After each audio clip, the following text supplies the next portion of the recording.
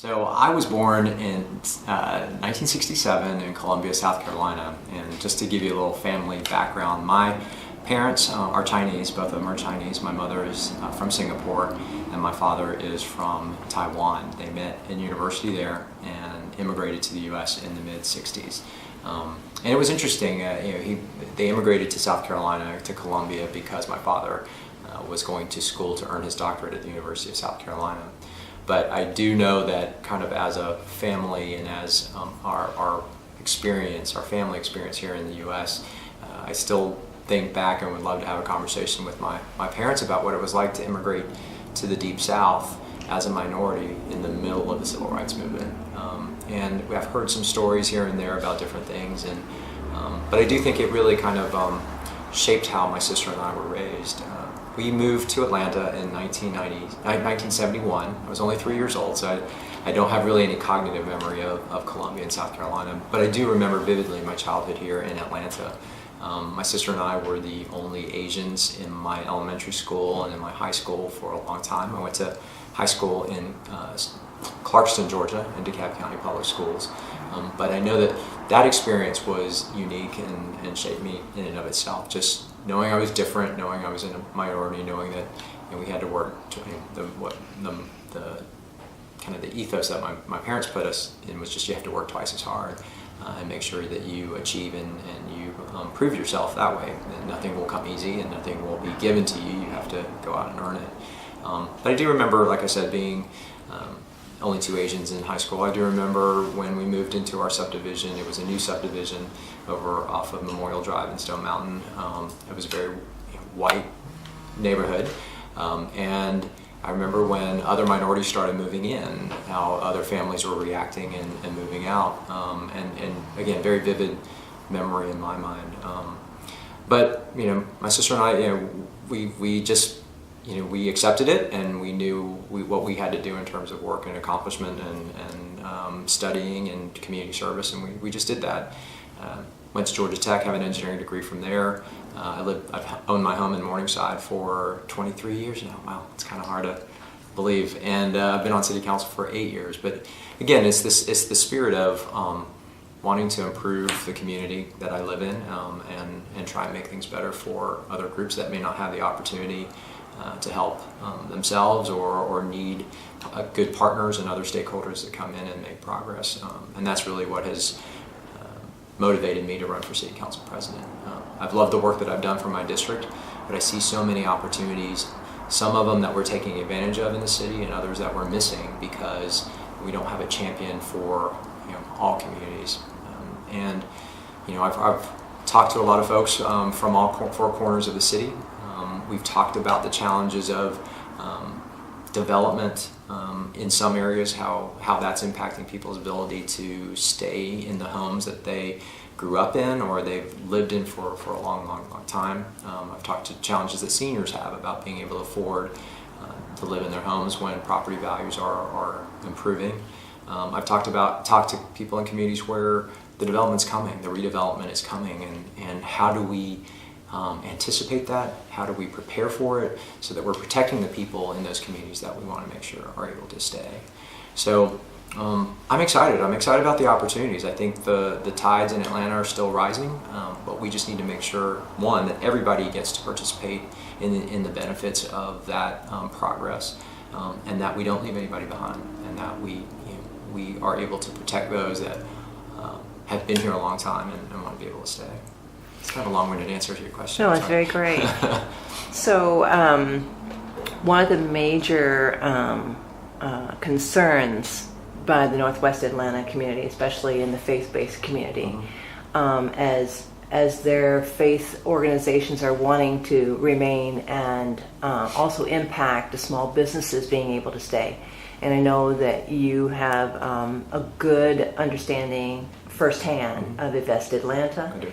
And would love to hear you speak if there's any kind of a commitment specifically that you can address regarding small business, and particularly in the area of maybe green economic development, because so much of Northwest Atlanta will be shaped by the environmental redevelopment that's happening, as was spoke about today at City Council. So I had the fortunate experience of serving on the Invest Atlanta board from 2006 to 2009. I was appointed by the city council, and that was just a great eye-opener for me. Just a bit of background about me. My father was an entrepreneur. He started his own business. It was an engineering consulting firm. After I finished business school, I came back and joined the company and then ran it for many years. So I have a special place in my heart for small businesses because of a number of reasons. Number one, I understand the role small businesses play in the economic engine of a community or even of a city.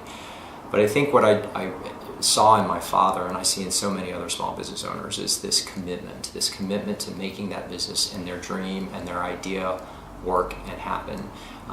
And that was one of the things when I was on the Invest Atlanta board that I was excited about all the things we were doing to attract business to Atlanta, but I was disappointed in the level, I thought, of attention that was being paid to small businesses.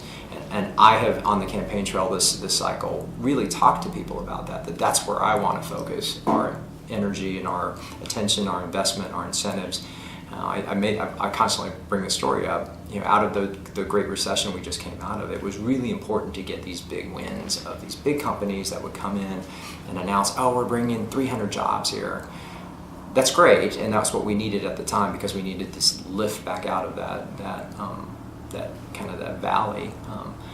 But my whole point that I raise now is that, okay, but then in the next economic downturn, when they're right-sizing and resizing, they won't think anything of pulling out 100, 150, maybe 2/3 of the jobs that they brought in. And so I know the commitments that small business owners make.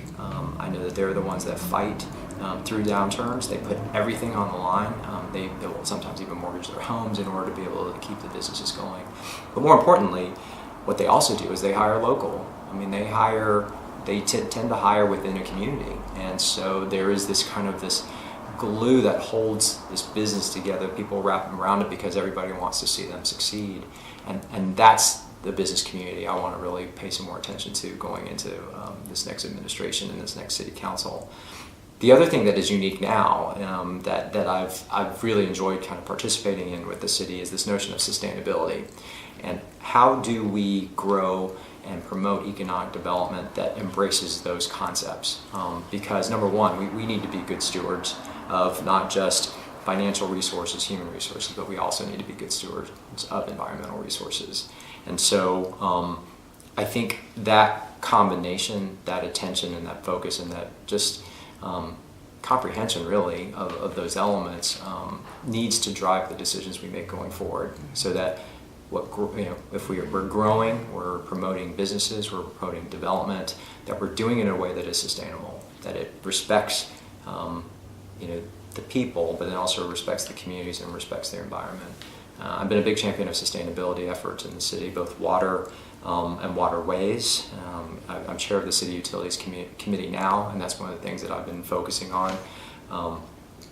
How do we make sure we get all the bad things out of the system, the water systems, like tires and paint and all those things. I was a co-sponsor of the Center for Hard to Recycle Materials. That's been wildly successful in folks being willing to take things that you can't just put in your blue Kirby to get them out of landfills and out of streams and waterways. So I think that's one thing. I think water conservation is another.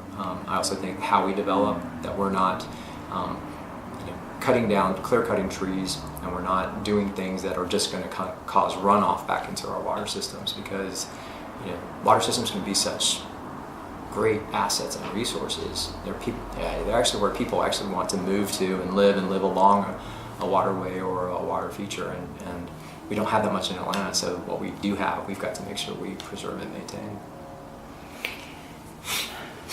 We may come back to that. Yeah, please do. And building on what you said about small businesses, the small business owners along that Donnelly-Hallowell corridor in particular, where so much major redevelopment is already focused, they realize that they can't sustain their businesses without there being families there that can pay for their services. Mm-hmm. And they have experienced a downturn overall in the amount of affordable housing in the community. Mm-hmm. And at the same time, seen the instability of the educational systems, right? So they're caught in this kind of a vicious circle of how can they stay.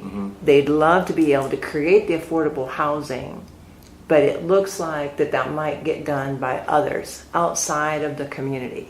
And it's a major concern as they're seeing efforts being done to stabilize the educational system, but in a way that could really alter the entire school district in and of itself. How would you address ensuring that there's equitable inclusion by the small businesses that are trying to stay and those that are in the community wanting to be a part of the solution when there are outside forces already taking action? Sure. I think the most important thing that I've learned from representing my district is ensuring that neighborhoods, communities, businesses, the folks that built and stabilized and preserved and have worked on neighborhood issues for a long time are always at the table whenever you're talking about changes, improvements, or as some folks might just categorize it all under the word progress. But having that voice and making sure, I've learned from my constituents that oftentimes these perspectives will help improve a product rather than make it worse. I think a lot of outside folks will come in and think, oh, I know what's best for this community, when in fact that's not necessarily the case. They may know what has worked somewhere else, but if you give folks an opportunity to kind of customize and really shape what's going to go directly into their communities, you'll end up getting a better product for a number of reasons. One is it's kind of this, you can combine new thinking best practices with history and customs and just practices that are right for that particular neighborhood. But then you also get neighborhood and community buy-in. You mentioned a really great point about businesses have to survive on the clientele that is in their area. And again, if they're not at the table and if they're not in the conversation to help address, well, this is kind of where we need to go, or where we think we should go, I think that works as a detriment to everybody, the outsiders and the insiders. So I think my lesson number one is just making sure there is a forum and a place where all stakeholders can come in and share before things start happening or getting too far away, and just being able to give their opinion to shape those conversations. Education, it's interesting. I've never thought that things have to happen sequentially. You don't have to have the school fixed first before you work on the community, before you work on the infrastructure, before you work on X, Y, Z.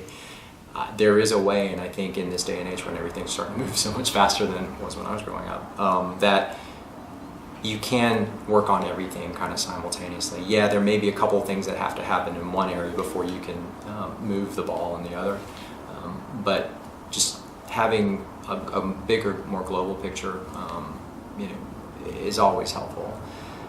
I will say, a good, strong education or school system, or school even in a community is really important. But I think I don't see it as a one and everything orbits around it. I really do think it's kind of a wheel where everybody's kind of got a spoke in it, and unless everything is even, the wheels are going to turn correctly. Going to that point about every voice having a seat at the table before things get too far along, we know resources routinely get invested, dedicated to projects and programs, and yet the dollars to invest in a community engagement framework has yet to really happen. And the framework itself to be created is there to be. What can you say to the communities in Northwest Atlanta about how will it look on the ground, having their voices included? What kind of investment can you ensure happens through your leadership that a solid, authentic, reliable community engagement framework gets put in place? And what might that look like? Now, I appreciate this question. Again, I have learned so much as a council member for my district, and one of the things, I'm an engineer by schooling, so I like frameworks. I like kind of structure around developing ideas or exploring concepts. I think you've got to have that, or else things just start moving and get a little too amorphous, and you end up not having anything you can work from. One of the things that I have invested heavily in my district in terms of the discretionary funds that I have, or even being able to leverage city funds, are on the planning process, master plans, having communities come in and say, we want to brainstorm and think and plan and envision what we want our community to be 5, 10, 20 years from now, and have an outside consultant come in and help us talk through with all of the correct stakeholders at the table. Those plans are not inexpensive, but I think they're important. Again, I've put in money from my district expenses to fund those. And so what I would, I bring that philosophy to leadership on city council as the president, and what I would want to do is, particularly with the 7 new council members, is just share that with them and share with them my experience and why I think it's important, and help them if they come to me, or if I even see neighborhoods or communities in their districts, I can say, hey, I'm seeing this kind of start to rumble and formulate. Maybe it'd be good for us to fund a master plan, or maybe it would be good for us to apply for a Livable Communities Initiative grant, so that everybody can have a say in what the community becomes. And it's worth the investment, because once you do that and the city adopts the plan, then it makes funding of those initiatives so much easier going forward. Funders like to see that, yes, the community has said this is what we want, we're going to support these projects, these initiatives.